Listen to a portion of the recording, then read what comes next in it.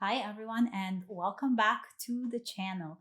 My name is Inessa, and I am an indie author from Toronto, Canada, and I publish under the pen name of A.N. Sage. I mostly publish in fantasy, sci fi, and all things magic and paranormal. And today, we are going to be talking about some of my best tips to give for writing a series. So, if you have just started writing a series or are thinking of starting one, then this is definitely the video for you. So stick around and we'll get right into it.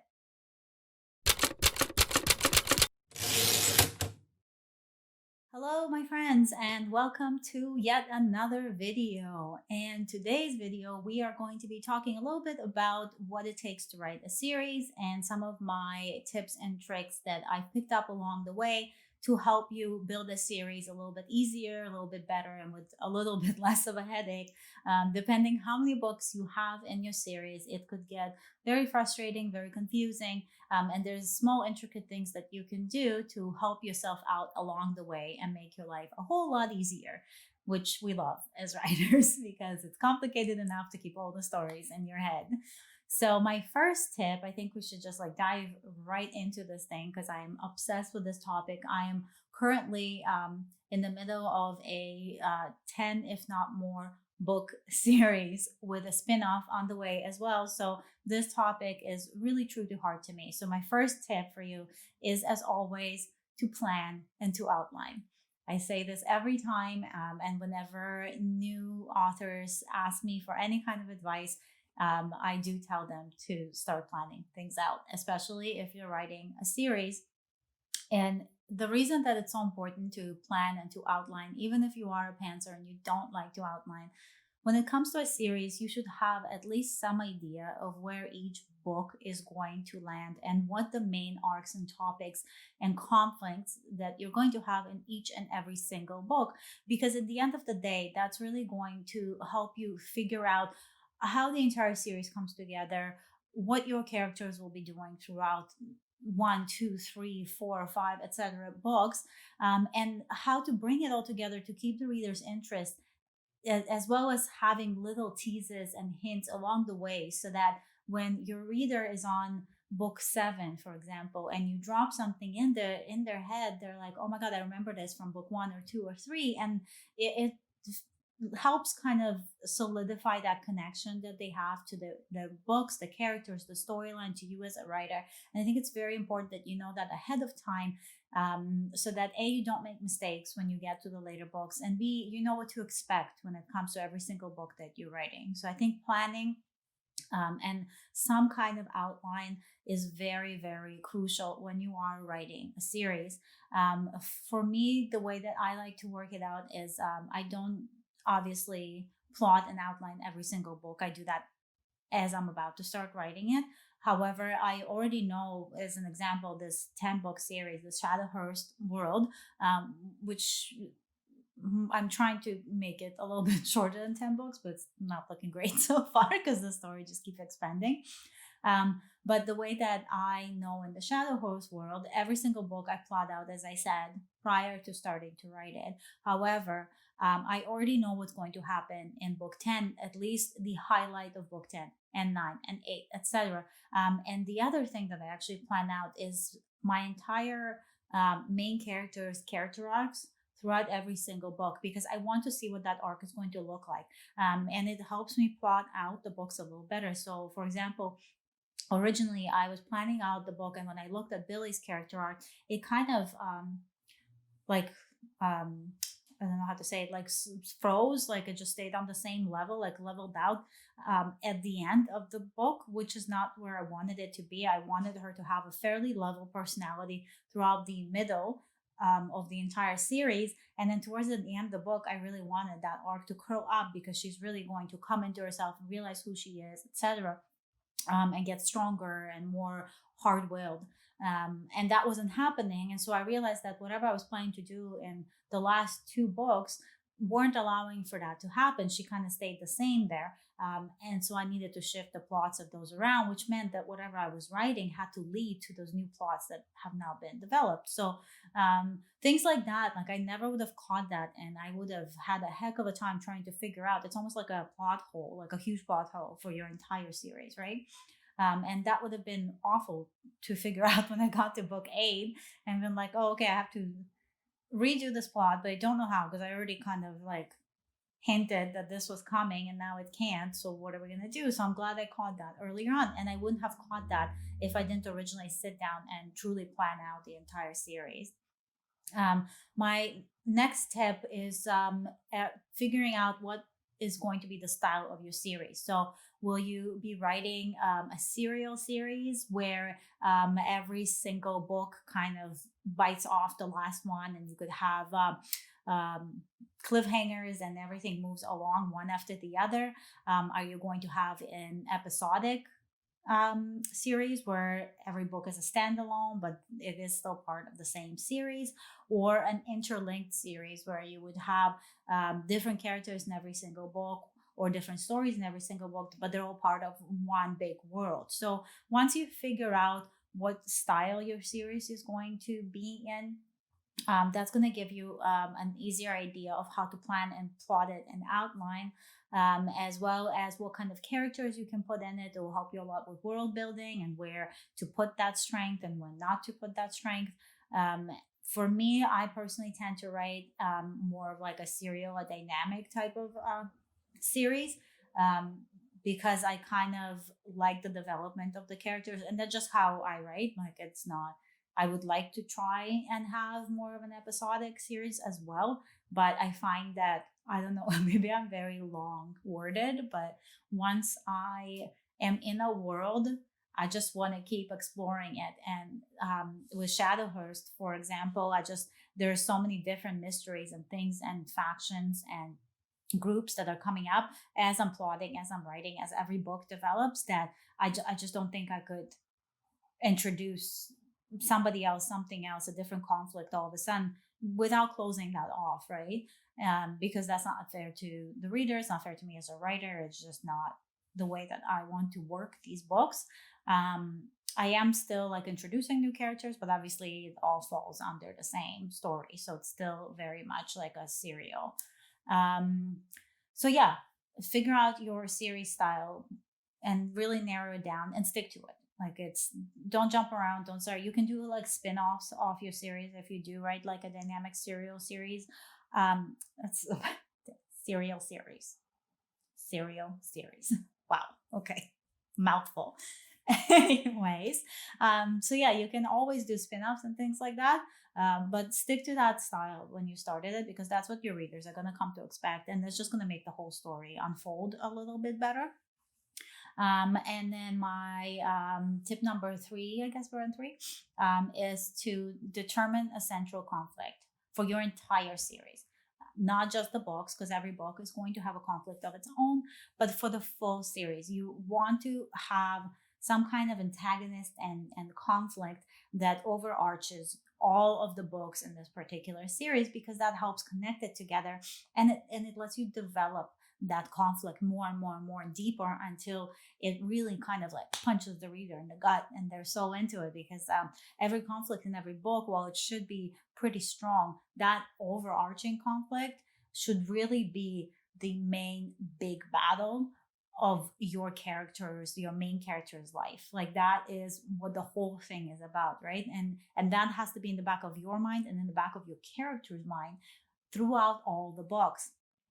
It's a conflict that can't be resolved in the first book or two, of course, because then you don't have a series, but it's something that drives it forward, right? And while, even if you write a series where every single episode or book is separated, there should still be some kind of overall problem, issue, something to overcome, whether that's the place where all of these books are set, the world where they're set, one big character that is somehow connected to everybody's lives of the other characters in every single book.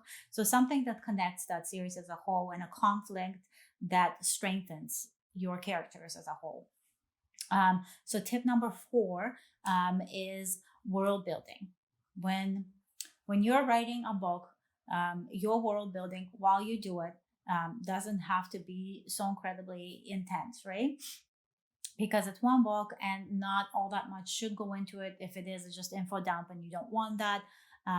But when you're writing a series, your world building, because you have such a stretch of time to slowly uncover it and talk about it, you really need to know your world here. So you need to really put in the time ahead of starting to write to figure out exactly what this world is, how it works. If you're writing in like fantasy and magic, like how the magic works, and really nail down that part. Like have your rules ready ahead of time. You don't have to spew all this information out in book one. That would be like so boring. It's like reading an encyclopedia. Like, no, thank you. I guess the people still read encyclopedias. I'm so old. Wikipedia, I don't know. Google search, I don't know what kids do. Anyways, it'll be so boring. You want to kind of have this world building slowly trickle out throughout all the books, all through to the end, right? Like little pieces should always be surprising and different and kind of helping solidify this whole world and put it all together and make it stronger. And in order to do that, you really need to know your world, and you need to know your world ahead of time and need to know it well. You need to feel like if you woke up tomorrow and you were in this world, you would know which way to turn right and left to go get groceries or get a coffee in the morning. Like that is how well you should know your world. And if it means that you want to make like a few rough maps for yourself or whatever, I mean, do that. You don't have to do that right away. You can just have like a general idea of the world, and as you're writing, like build and more into it. But definitely continue to work on that world as you write, as you plan, as you plot, because that's the glue that will hold your series together. Is not just the characters, the main characters, because they will, but it's where they are, right? Like it's where the world is set. Like that's the interesting part. That's the different part. That's the part that takes the reader away from reality and puts them in this whole other universe, right? And that's what they love, right? We read to escape, so make sure that the escape that you are putting down in your words on paper is the kind of escape that's fully planned out, that there's no holes in it. Just like there shouldn't be plot holes, there shouldn't be world building holes, right? If one day you say that the sky is red in this world and all of a sudden it's like a bright aquamarine, just that can't happen, right? And if it does happen, there needs to be an explanation for it. So just every little thing that could possibly happen, especially in relation to the plot and your characters and how they move through the plot, you should have an answer for it in your world building. So yeah, that's it. The next one I would say is, as we're talking, since we're talking about characters a little bit more, are character profiles and their arcs. Have that pretty figured out. They can change. My characters do change. Sometimes I change eye color as I'm starting to write the character because I just don't think it fits in, or like or the way that arc works or something. Like they can definitely change as you're writing, but make sure that you know them well enough, especially your POV characters. Like for me, I have a very detailed, so like I think it's like 10 to 13 pages, something like that, a questionnaire that I fill out for every single one of my characters in the book. And I filled it out for every POV character, every antagonist character, and every single character that might have a spin-off or their own story or a novella or something like that. So I have that filled out, ready to go. I can reference it. And to be honest with you, I don't reference it that often. I really don't.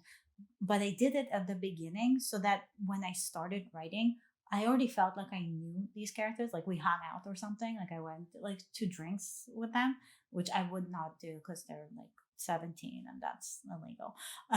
So like, you know what I mean though? Like I just knew them like so well. Like they were part of our family, and I just like knew them inside and out. So when I started writing them, I already had their voices pretty much in my head, and it made it so much easier than trying to write and figure out and then be like, oh, it doesn't sound like this person, or that's not quite right, but I don't know why. If something's not right, you know why, right? Because you know these people at that point. And then my what tip are we, 5 6, I don't even know, some number. My next one is having a story resolution for every single book. So even if you're writing a serial, a dynamic series where the final resolution to the conflict is going to be like at the end of the series, every single book should be like a compact little portion, right? So you don't want to, I mean, don't get me wrong, I have a lot of, I'm known for my cliffhangers, especially in the Shadowverse world. Like readers will be like, why did you do this to me? And it's fine because right now I'm releasing a book a month, right? But if I wasn't doing that, I wouldn't put quite so many cliffhangers there, at least not intense ones. You always want to have a little bit to lead the person into the next book, to make them want to read what happens next. But if you're not releasing a book every month, every 2 months, then you want to make sure that each book ends on its own. So even though I do put these cliffhangers in, the purpose of them is really only to lead the reader into the next book. But to the entire book itself, like if I have a mystery, for example, I don't want to do like spoilers here, but like if you read Witch of Shadows, the first book, there's like an overarching mystery that kind of lives in just that one book, right? And at the end of the book, that mystery is solved, something else starts to happen that leads you to the next mystery. But that particular mystery gets finished, it's solved, we finalize the conflict, there was like a climax or resolution, and we're good to go, you know, happily for now, kind of, as you would say, like for romance books. um, so every single book has a beginning, a middle, and an end, and your entire series will have a beginning, a middle, and an end. However, those particular small books, if you could in a way read them on their own, I'm not saying out of order if it's a serial series, but like if you could take book one, for example, and read it and finish it, and let's say you can't start book two because of whatever reason for 6, 8 months, 2 years, 3 years, that book one would have been satisfactory. So you want to give readers that option. Because every single book in itself, if it has that like that arc, that plot, that gets resolved at the end, it's a satisfaction for the reader, and it makes them hopeful for the next book. So that's a good way to keep people going, and just to keep your whole series being as stronger than it could be if you had not done that. And then my following tip is breadcrumbs. So this is, I mean, you think of this a lot for like mysteries and stuff, but this is like perfect for any book. Is leaving small breadcrumbs throughout all the books, and slowly uncovering them in the next books. And that really works. We kind of touched on it like right at the beginning for like the plotting part, but that really works to get your reader on board with your story, because they start to pick stuff up, and then it's kind of like ruffles on memory, and they just get like more and more excited, and they feel like they're like a little detective. And it just ties everything together. I think it's really important to have these little breadcrumbs, these hints that you're giving the reader as you're writing, that come together in the end.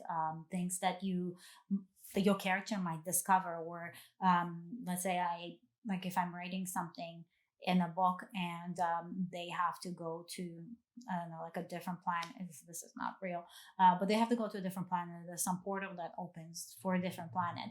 I would have written them hanging out at like the place where the portal is going to open, like 3, 4 books before, just to kind of describe that place already. And so when that happens in the next books, they'll be like, aha, this is the location of the portal, I remember. And that's how they figure it out. Like it's just giving small little hints throughout that ties all the books together. I think it's really, really interesting to do that. My next tip would be branding. I think this is a really big one, especially if you're an indie publisher, where you have control over that kind of stuff, to really brand your series so it's very cohesive. And that means covers, titles, character art, interior formatting, the way the chapters are structured, dialogue, all that stuff. It's all part of branding, right? So if we talk about like visual branding, for example, which is my background in general before I was a writer, visual branding is very intricate. And the thing you really want to think about is texture, color, and like an emotion, right? So when you think about colors, if you think about a branded color for your series, for example, for Shadowverse, my branding is not just color, but there's one unifying factor, right? Like there's that Shadowverse gate that Billy sees when she first drives into town, and that's behind her all the time. The background changes and Billy changes and some of the things everywhere else, but those gates stay the same, right? That's a consistent branding perspective. I've also chosen colors that are part of the magic world and evoke like a magical feeling. So like purples and like deep blues and like golds and yellows and pinks, you know, like they're every book has a combination of two colors that move on to the next book. So the first book, like I had like a red and like a pink and a purple with yellow sparkles coming out. And then the next book was like the yellow from the sparkles mixed with the teal, and the next book had the teal in it. And so they kind of like intertwine, and it leads your eye when you look at them all together, and also helps the reader remember what it's like. Also, when you look at titles, like again with Shadowhurst, we have like Witch of Shadows, Book of Darkness, Cavern of Lies. Like it's always something of something, something of something, and it connects it in a way that when you read it, that audio signifies something to the person who's looking at it, and right away they know, oh yeah, I know which series it is. So you want that, right? Like you want that like cohesive, like um feeling to the way that you brand your series. And it's the same way that you would brand yourself as an author, but for a series it's even more important, right? Because that's when it's on its own. Let's say it's on the shelf. Think of it this way: if you put it on a shelf and there's like 100 books all around it, what is to say that this is a series? Something has to say it, right? So that's like a very branding, I think, is very, very key when you're thinking of how the design of the entire series will look. And then my last one, I mean, it's definitely a tip, but like I won't get too into it because I keep like beating people over the head with this. But I will say that I will do a detailed video just on this alone, but it's having a series Bible. It's so important. If I didn't have a series Bible, I would probably have so many holes, plot holes, mistakes, things that didn't make sense, issues. Like it would probably take me years to write one book if I didn't have a series Bible to reference. So like definitely consider having one of those. I will be making a video about a series Bible within this month, I think. Hopefully, I think I'll have time to do it this month. So definitely take a look at that. There's lots of ways you can do it. Even just start keeping a notebook when you're first writing, and write stuff down. That's important, like the way characters look, how they act, the words that they like to say, any kind of like mannerisms that they have, the magic system, if there's magic, the specific places that are important and are mentioned and described. Because I mean, everything that you mention in your book, if you're describing it, if you're mentioning it, if you're writing about it, it should have a meaning as to why you are. Just writing about like a random house down the street, but nothing ever happens in this house, that was a waste of words, right? So you want to have a meaning to everything you put down on the page. And so having a series Bible helps you keep track and organize all of those meanings, all of those little things that are going to come back around at some point in the future. And when it comes to a longer series, I mean, if you're bringing something back around like 8 books down the line, unless you're like, I don't know, like Inhuman and like a robot, like you're not gonna remember that. We have so much going on. There's so many ideas. You could be working on a million different books at the same time. So you need something to help you reference it. So yeah, definitely a series Bible was probably my last like extra bonus tip for this video. And yeah, I think that's all I have for you today. I'm sure there's so much more. There is so much more. I could go on forever. We could probably do a whole, like, I don't even know how many videos on this, but I think as far as like writing a series goes, those are like my main top big ones. And there's small things from there. But if you have any other questions that I haven't covered, feel free to like comment and subscribe to the channel, because like I said, I will have another video on a series Bible if that's something you're interested in. I'll have more tips as well, and we will have more planning videos because I'm excited to do another one soon. Yeah, so that was it. That's all I had for today. Thanks for hanging out with me as always. This was awesome. I am so glad you guys are here, that you're watching this, and I hope that you like the content that's coming out. I'm gonna keep making it for you. Yeah, stay awesome. And I know it's getting colder out there, so stay warm. And it's almost the end of this crazy year. I can't believe it. And the holidays. So yay, we're almost done with the year. It's fantastic. I can't wait. I hope you guys are having a wonderful week and have a great weekend. And I will talk to you all next time. Stay magical.